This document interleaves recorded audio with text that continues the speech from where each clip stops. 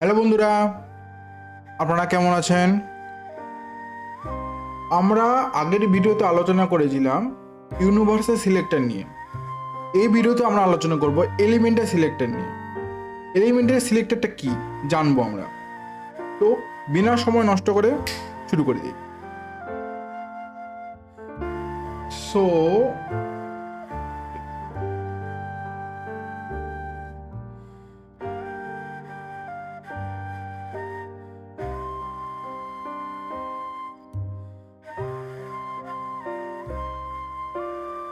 আপনারা এখানে দেখতে পাচ্ছেন যে বডি রয়েছে, তার এখানে যে H1 ট্যাগটা রয়েছে, ওকে, H1 ট্যাগ, পি ট্যাগ দেখতে পাচ্ছেন। এই যে H1 ট্যাগ আর পি ট্যাগ এগুলা হচ্ছে এলিমেন্ট, ওকে।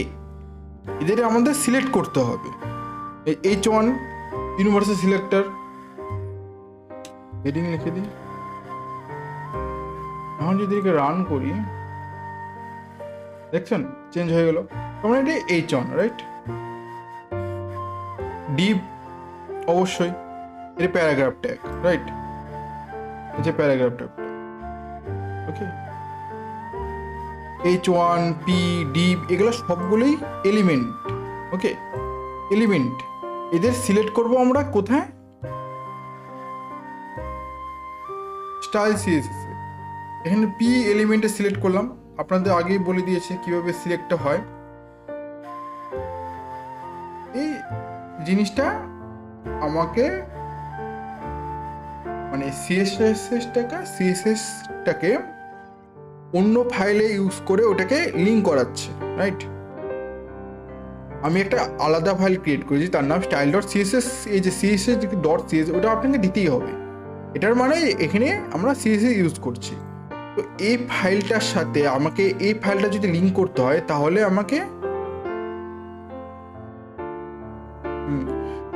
Ring, rel, style sheet, types, text, CSS, href, style dot CSS এই জিনিসটা আমাকে লিখতে হবে, রাইট? তাহলে আমরা জিনিসটাকে সাথে এটার সাথে কানেক্ট করতে পারবো, রাইট? মানে এই স্টাইল ডট সিএসএস এর সাথে, ওকে। তো আমরা এখন বলেছিলাম যে পি একটা এলিমেন্ট, ওকে, ট্যাগ এলিমেন্ট, ওকে। তো এই পিটাকে আমরা সিলেক্ট করে কালার গ্রিন দিয়েছি, রাইট? এখন যদি আমি চেঞ্জ করে ব্লু করে দিই,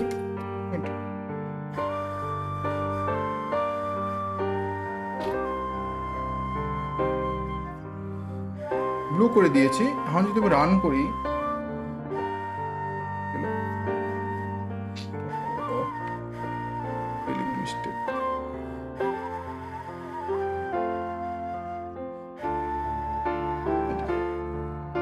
ব্লু হয়ে গেছে। কেমন করে ব্লু হলো? এখানে যে পিতে আমরা ব্লু করেছি, মানে প্যারাগ্রাফ ট্যাগটা আমরা মানে এলিমেন্ট এটাকে আমরা ব্লু করে দিয়েছি। দেখতে পাচ্ছেন এখানে ডিবের মধ্যেও কিন্তু পি ট্যাগটা রয়েছে, পি ট্যাগটা রয়েছে, রাইট? তার কারণে এগুলা সব নীল হয়ে গেছে, ব্লু হয়ে গেছে। এটাও রয়েছে। এখন যেটা চেয়েছি কি প্যারাগ্রাফ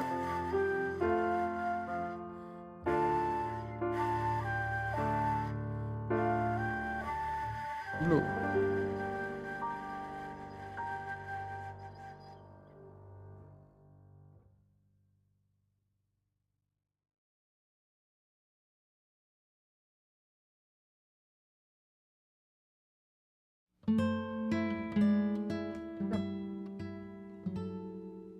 ব্লু, রাইট?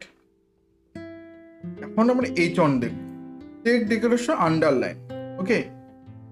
এর কারণে কি হয়েছে, এই যে H1 ট্যাগটা, H1 যে এলিমেন্টটা, এই যে H1 এলিমেন্ট, এটা নিচে কি হয়েছে, একটা আন্ডারলাইন হয়ে গিয়েছে, রাইট? আমি যদি আরেকটা কি পেয়ে যাই, দেখি ডট কেন হলো।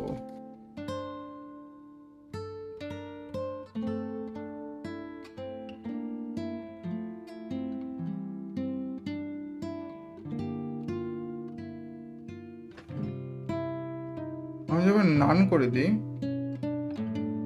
ডটেড করে দিই,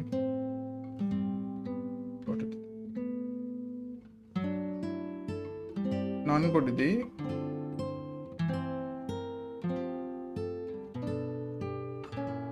দেখতে পারবে এই নিচে যে আন্ডারলাইনটা ছিল সেটা নেই, কারণ এটা আমি undertake decoration line nothing দিয়েছি। এখন যদি আন্ডারলাইন করি, রাইট, রান করি তো দেখতে পারবেন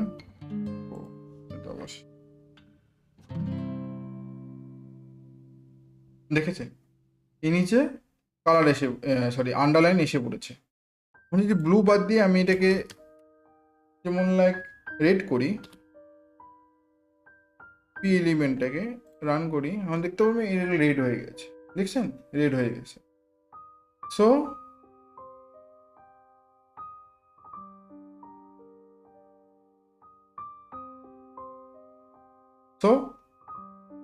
আজকে আমরা দেখলাম এলিমেন্ট সিলেক্টরের ব্যাপারে, রাইট।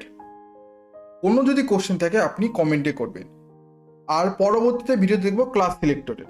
তো আজকের ভিডিও এইটুকুই, দেখা হবে এরপরে, বাই বন্ধু।